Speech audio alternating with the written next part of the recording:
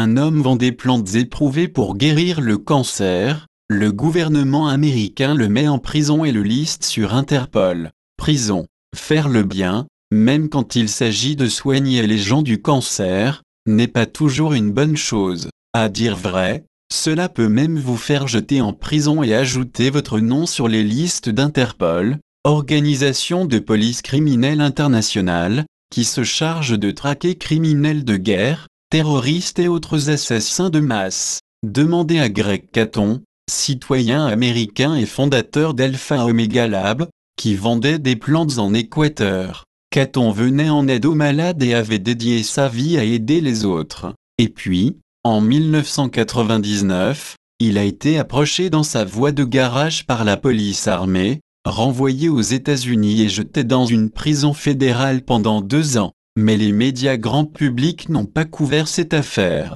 Il ne fait aucun doute qu'un clip vidéo populaire ou un quelconque événement de mode leur paraissait plus intéressant, ou que pour une quelconque raison ceux qui avaient le pouvoir d'aider Caton ont décidé de ne rien voir. Notre propre Mike Adams a été le premier à reporter cette histoire incroyable. Il dit posséder des témoignages selon lesquels les plantes de Caton seraient capables de guérir le cancer, dont un provenant d'un ancien astronaute de la NASA. Une honte, il est impossible de vendre des plantes capables de guérir le cancer aux États-Unis.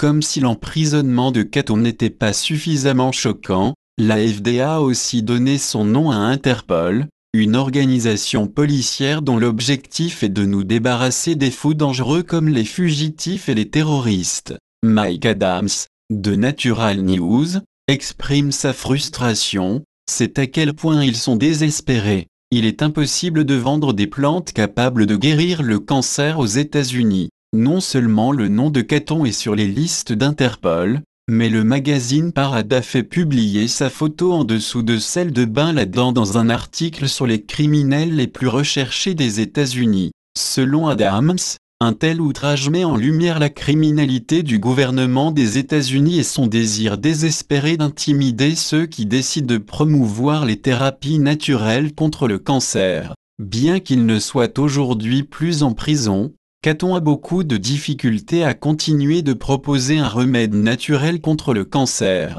En avril 2013, sur son site internet, http://www.altcancer.com/, Caton écrit que l'une des erreurs que font beaucoup de gens est de croire qu'opérer dans un petit pays comme l'Équateur libère de l'intrigue politique et de la bureaucratie associée au monde de l'entreprise dans les pays les plus industrialisés. Ce n'est pas vrai. Il explique que, sans aucun préavis, on lui a ordonné de fermer boutique, ce qui pose quelques problèmes à nos acheteurs au détail. Sans parler de mes revendeurs, mais ce n'est là que l'environnement de régulation dans lequel nous vivons à l'échelle globale. Je continuerai de supporter mes clients en leur fournissant les informations dont ils ont besoin. Il demande également à ce que les gens lui fassent part de leur soutien à l'adresse suivante, support@ebayale.com.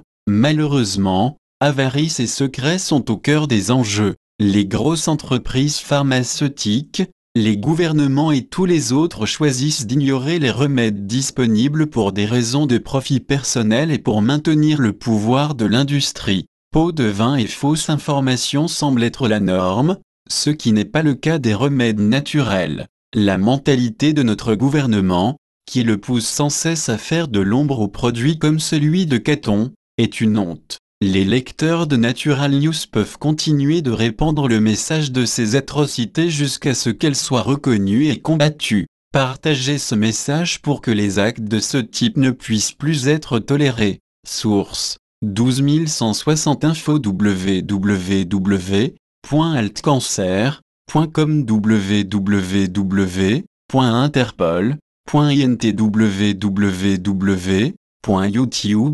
www.altcancer.com www.naturalnews.com. Article original, Natural News. Traduction, 24 H. Gol.